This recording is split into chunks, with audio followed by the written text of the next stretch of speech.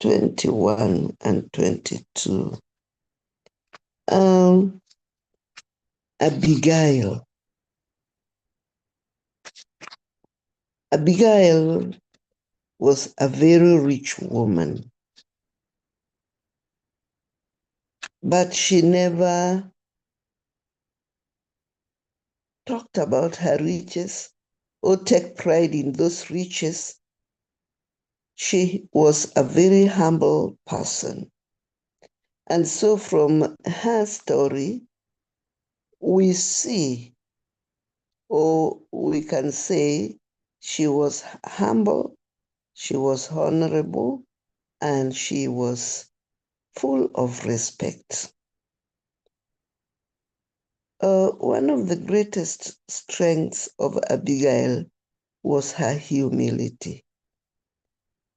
And if you are following in that story in 1 Samuel, Abigail 14 times in a speech, she talked of herself or referred to herself as David's servant, while 6 times she called herself David's handmaid. And another thing we learned from Abigail was that she was down to earth, very considerate. She was one who did not count on her riches as something to be proud of. But again, God held her and kept her in the house with a man who was exactly opposite of who she was. Nabal was selfish, self-conceited, strong-headed, and in short, he was, maybe I could say, a big fool who did not know he was foolish. Nabal was the exact opposite of Abigail. Nabal never knew the word give. It was not in his vocabulary. There is the story of this man also called Nasreddin.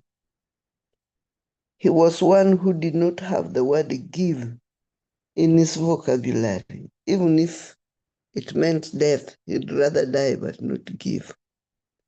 So a story is told of him walking through the field, just strolling, taking an evening stroll with a friend. Unfortunately, he got himself into a well. The well was full of water, but grass had overgrown the entrance. It was properly concealed, so they didn't suspect anything. And as they were walking, the man, Nasreddin, dropped into the well. The friend became desperate and started shouting for help, and at the same time, shouting for his friend in the well. So quickly he pulled out, using his hands, the grass that had covered the mouth of the well, and told his friend, "Give me your hands, let me pull you out. Give me your hands, let me pull you out." Nasreddin came up, he popped up. But when he heard his friend saying, "Give me your hands," he put his hand down. Unfortunately, he went down. This man shouted and cried. Fortunately, another person saw him desperately pacing and shouting and throwing his arms. He didn't know what to do next. Second time, Nasreddin popped up, said, give me your hands. No, no, no. He just put his hands down and went down. Presently, a friend came and said, what's the matter? Said, we were with so and so, la, la, la. I said, no, no, no, no. Step aside, let me help you. So he started shouting, take my hands, take my hands. Nasrin came up and grabbed, as he popped up the third time, he had this, take my hands. He grabbed the man's hand. Together with the other friend, they pulled him out, laid him down. And then this friend says, my friend, you don't know Nasreddin.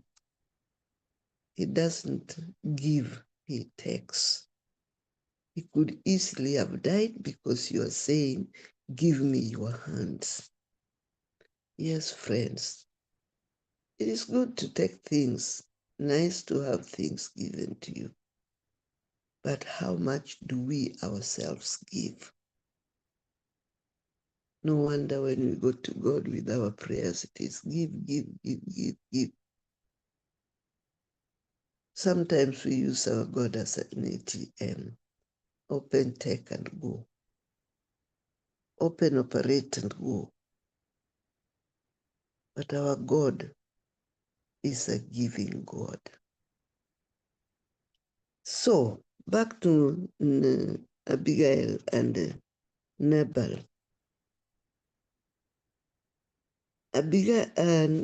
Nabal had his shepherds in the fields where they met with David's company. And for the time that they were out there, David's men guarded these people, protected them. They were like a wall around them by day, by night. And for the time they were there, they never lost anything. So, until they went back, when they went back, it was time for sharing sheep. And David heard that Nabal was sharing sheep. And sheep sharing was a feast. It was a happy occasion.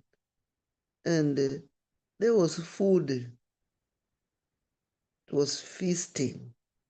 So when David heard this, he sent 10 of his men to Nabal with a very clear and kind message. He told them, you go. I'm told Nabal is sharing his sheep down somewhere. Please go tell him from me. When you meet him, say, peace be to you, peace to your house, and peace to all that you have. I'm on 1 Samuel 25 from verses 6 going down. Now, I have heard you have shared us. Your shepherds were with us, and we did not hurt them, nor was there anything missing from them all the while they were in Carmel. Ask your young men, and they will tell you. Therefore, let my young men find favor in your eyes, for we come on a feast day. Please give whatever comes to your hand, to your servant, and to your son, David. Give, big mistake in Nabal's world, because it is not there anyway. So when David's men went, they spoke the same things they were given, but Nabal was very rude. He answered the servants, who is David and who is the son of Jesse? There are many servants nowadays who break away, each from his master, "Shall I then take my bread and my water and my meat that I have killed for my sharers and give it to men when I do not know where they are from?" So David's young men, turned on their heels and went back. And they came and told him all the words. Then David said to his men, "Every man guard on your sword." So every man guarded on his sword, and David also guarded on his. And about 400 men went with David, and 200 stayed with the supplies. Now, you see, when you do good to somebody and it turns around to give evil for goodness, even the Bible does not recommend that. That's why in the book of Romans now, and also in the book of Proverbs, it says the same thing. That when you do good instead of, if you do good to somebody who has done you good, then there are consequences to that. But this David and Abigail story, we are focusing on the good that is done by this kind woman. And we can list down several things that we learn from Abigail. When her husband reviled the people that were sent, one of the servants of Nabal went and told Abigail, say, "Look here, madam, we are in trouble and we might all face death. My master, Nabal, has said this, and the other, while David has sent some 10 men to come and ask for provisions." When Abigail heard that, she quickly gathered things that she could take to David to avert this problem. And this is what Abigail did. She was good, fast, and she's a fast thinker and a giver. But when she heard that David's men had been sent away empty-handed with ugly words, she quickly gathered what she would use to avert the situation that was ahead of them. And so we are told Abigail made haste and took 200 loaves of bread, 2 skins of wine, 5 sheep already dressed, 5 sales of roasted grain, 100 clusters of raisin, and 200 cakes of figs, and loaded them on donkeys. And she said to her servants, "Go on before me, see, I am coming after you." But she did not tell her husband Nabal. Yes, there was a big problem. But because of her quick thinking, she gathered things together. And that's why we are saying every woman should have something in her hands. Imagine if Abigail was just another poor woman, a dependent there on Nabal. What could have happened to this household? But because she had her portion, she quickly arranged and took things from her portion and went to meet David. Then, when she saw David, she dismounted from her donkey, fell down on her knees, face down, fell down, put her face on the ground, and pleaded. And what makes me wonder, it is Nabal who sent those people. But Abigail is so mindful of her household. She's willing to take on that mistake, transfer the mistake from Nabal to herself. Verses 25. Please let not my Lord regard this scoundrel Nabal, for as his name is, so is he. Nabal is his name, and folly is with him. But I, your maidservant, did not see the young men of my Lord when you sent them. Now, therefore, my Lord, as the Lord gives, as your soul lives, since the Lord has held you back from coming to bloodshed and from avenging yourself with your own hands. Now then, let your enemies and those who seek harm for my Lord be as Nabal. And now this and now as brought to my Lord, let it be given to the young men who follow my Lord. Please forgive the trespass of your maidservant, for the Lord will certainly make for my Lord an enduring house, because my Lord fights the battles of the Lord, and evil is not found in you throughout your days. Yet a man has risen to pursue you and seek your life, but the life of my Lord shall be bound in the bundle of the living with the Lord your God, and the lives of your enemies he shall sling out as from the pocket of a sling.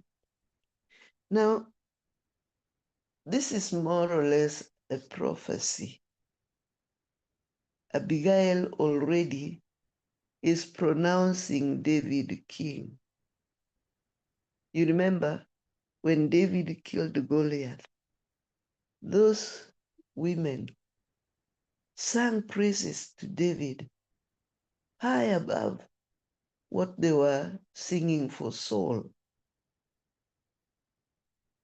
And here again, should David had forgotten, Abigail is reminding him that he is going to be Lord, but it is not good for him to go and sit on the throne with the thought of having killed some people, some who are even innocent.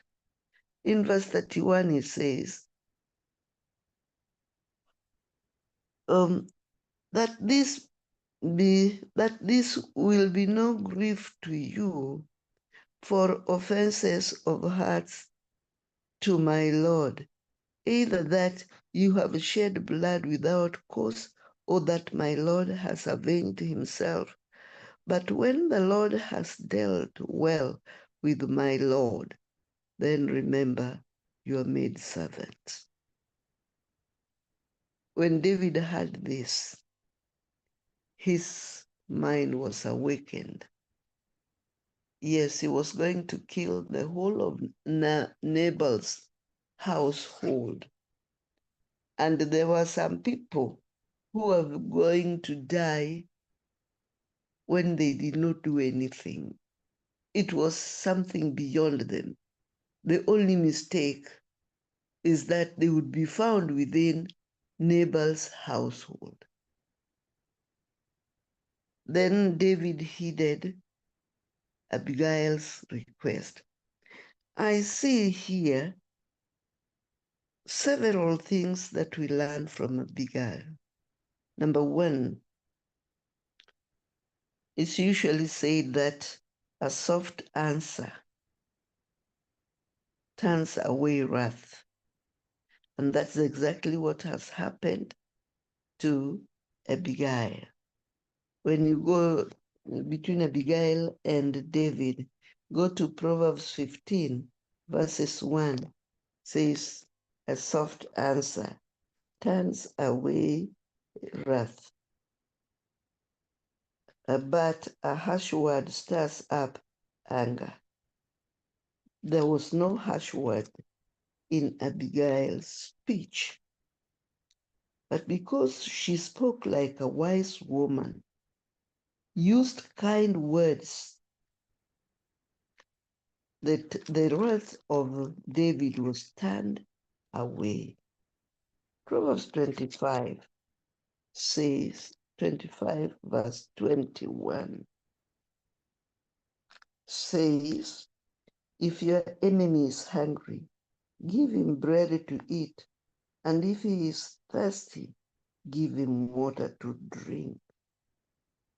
For so you will heap coals of fire on his head, and the Lord will reward you. David was very angry, but when he heard the kind words of Abigail, the confession of Abigail asking for forgiveness, David's heart was melted. And the bad things that he had planned to do, he did not do it now because somebody had talked to him in a kind, soft way. So we learn that Abigail knew this trick, and instead of focusing on the bad that had happened, Abigail knew that David's men were also angry and they were hungry. They were tired also. Apart from prayers and all, Abigail knew that the men needed food. They needed to be sustained physically. She focused on the need of David and his men, not on their anger and threats. And for that, Abigail is celebrated for her quick thinking, diplomacy, and unwavering faith in God. Abigail was thinking good for her enemies. If you had heard that somebody was coming to kill you, would you take the courage to go and meet that person who is coming to kill you? Instead of running away, she made haste, made food for the enemies, and presented it to them. And that saved the day. God used that means to save the day. She was thinking well, thinking good, being kind to the people that were planning to annihilate the whole Nabal's household. Abigail was forgiving, but more so, Abigail had faith in God.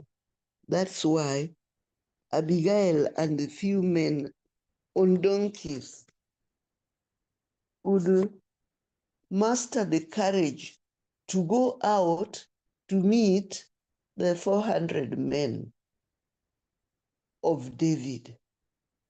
She is there going without any weapon. The only weapon she carried was food. Somebody once said the best way to a man's heart is through the stomach. So Abigail, I think, knew this, and she used the tool that was in her hand: generosity, kindness, and She had great faith in God. That's why she went out without thinking of what would happen to her as a person. She was very selfless in this. Imagine struggling, risking your life to go and rescue Nabal, a scoundrel. But that was her husband. Remember, she never nagged. There's no record anywhere which says Abigail nagged Nabal. No.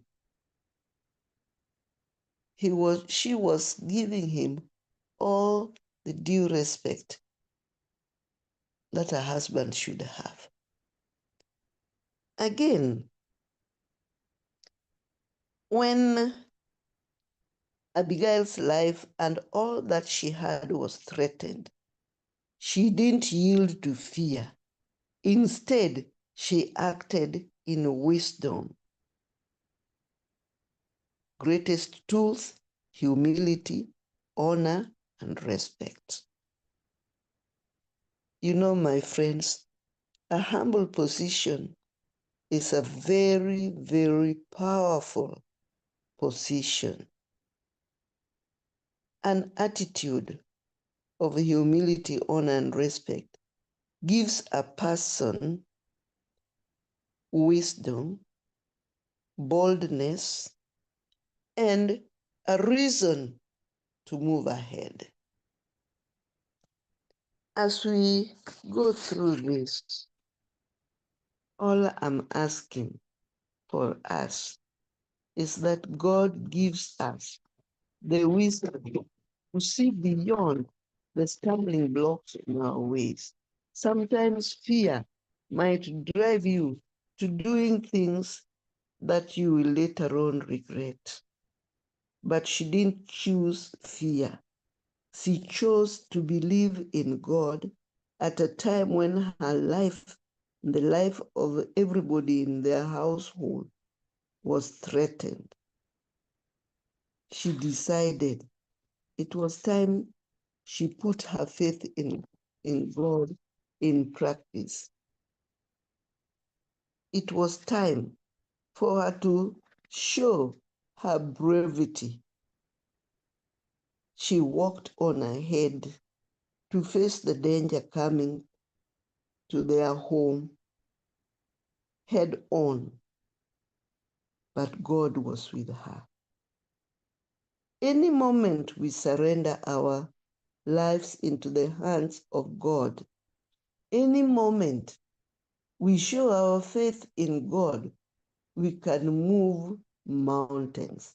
May the good Lord help us so that we can be able to do great things in His name. Let us focus on the needs of those that are angry at us, like she focused on their need and provided food, instead of focusing on their anger and threats, which would give her fear. Most of all, let us trust God because He is God. He can turn tables. Remember in Psalms 23, it says, He spreads a table, makes a feast for you in the presence of your enemies, and your cup runneth over. Yes, Abigail's cup ran over. Because after Nabal's death, David sent and proposed for her, and she became the third wife of David. Very wise woman. May God help us to be wise, to be kind, and not to fear when we have left everything in His hands. Thank you, and God bless you.